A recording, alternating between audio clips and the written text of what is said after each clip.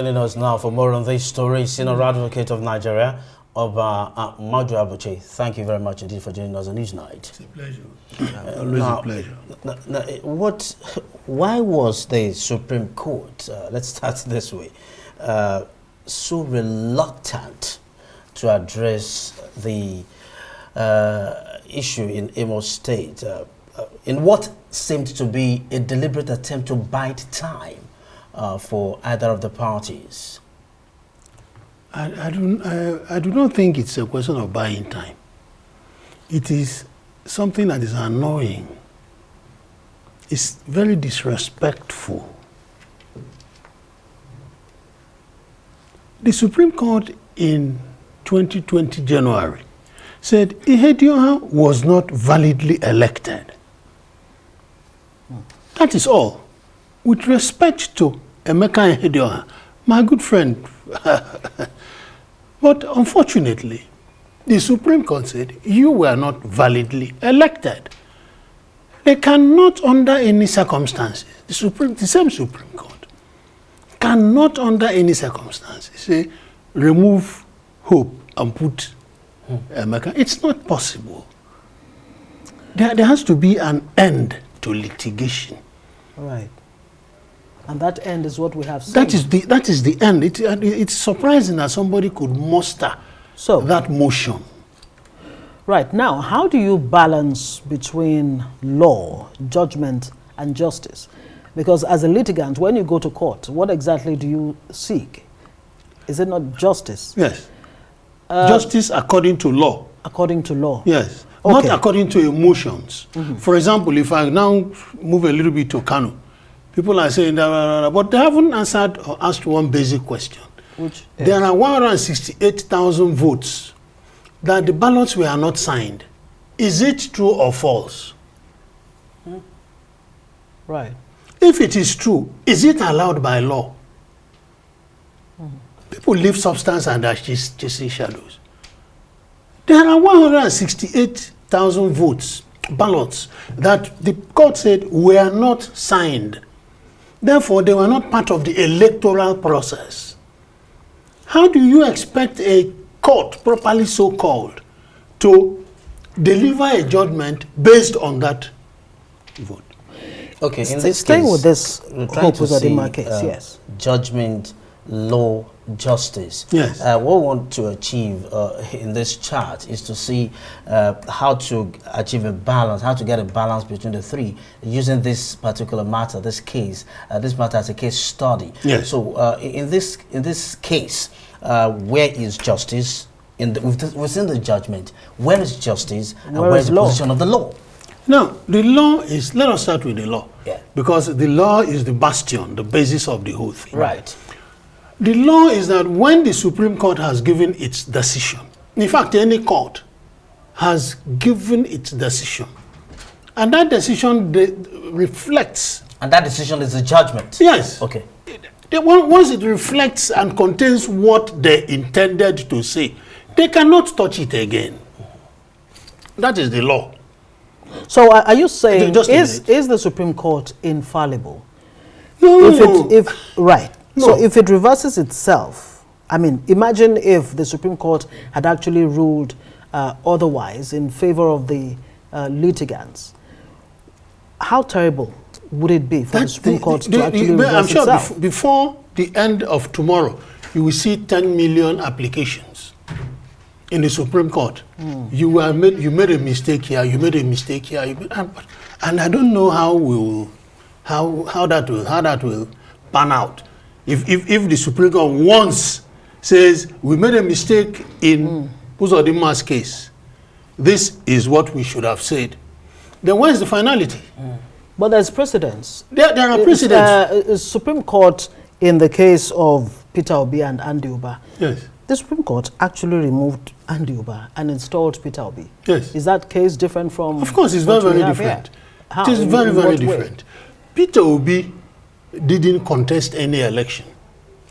My good friend, Onyechi, that is where our respect for him began. He told Obi, don't run this election. This is when your tenure will end.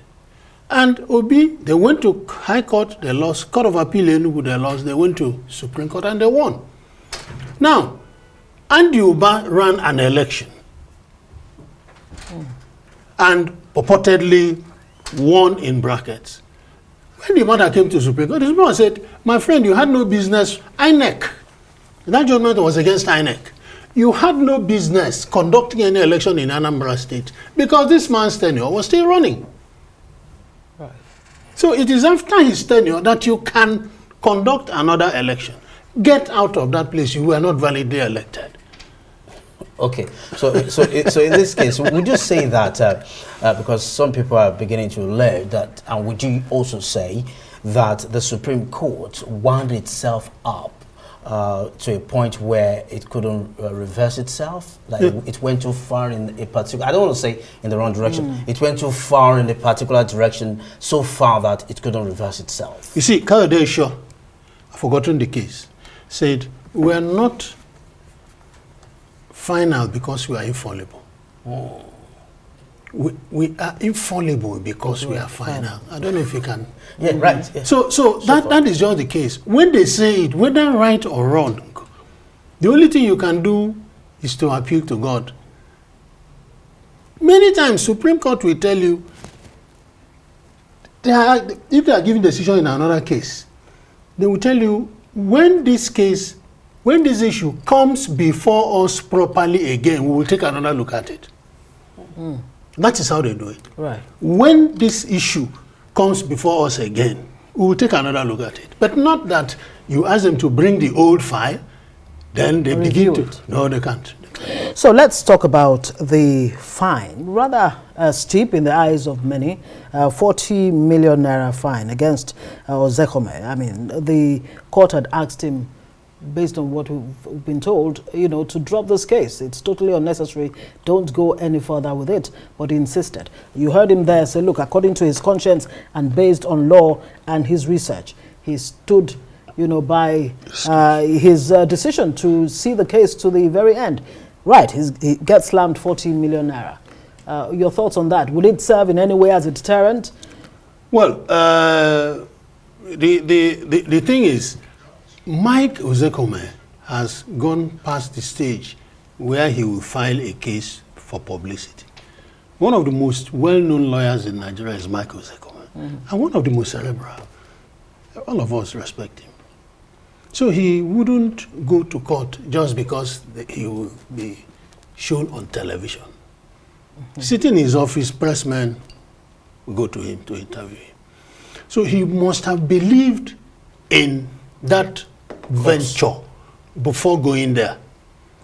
But that is one aspect of it. Right. The other aspect of it is, how do you reconcile at the level of Mike Ozekome? I remember once I was doing a case in Jos when I was a much younger lawyer.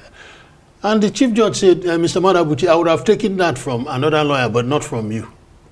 Right?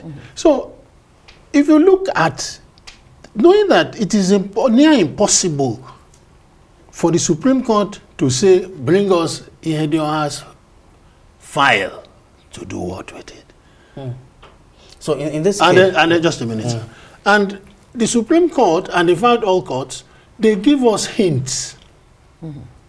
When they are giving you hints, if you want to be circumspect, you listen to that hint and toe the line.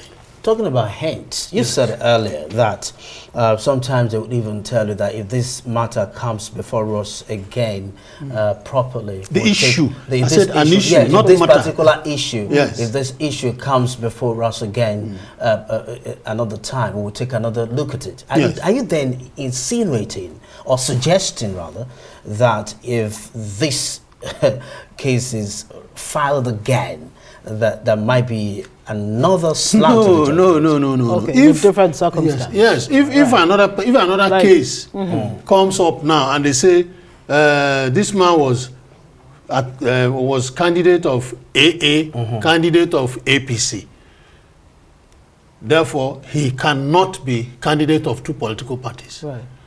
What it suggests is that AA does not have a candidate. That is what it suggests to even a man on the street. So if that issue comes again, the Supreme Court will now say, APC, you cannot have two candidates. Because if we say that, for example, if they say cannot have Uche, yes, Uche right. Nwosu was candidate of APC and AA. Therefore, and that is wrong. If he's candidate of APC and AA, it means that Hope Uzodinma cannot be the candidate of APC. But now it depends on what were the issues canvassed before the Supreme Court. Did these issues come up? Why didn't you bring them up? Why didn't the lawyers raise those issues? Why didn't they say, remove Hope Uzodinma because Uche Nwosu was the candidate and not as pronounced by you? Right. Because that pronouncement by the Supreme Court is final, that you are the candidate. So, and that will be the final word from you tonight. Thank you so much. It's always a pleasure. Oba Maduabuchi, Senior Advocate of Nigeria. Always a pleasure having you on Newsnight. Anytime, anytime.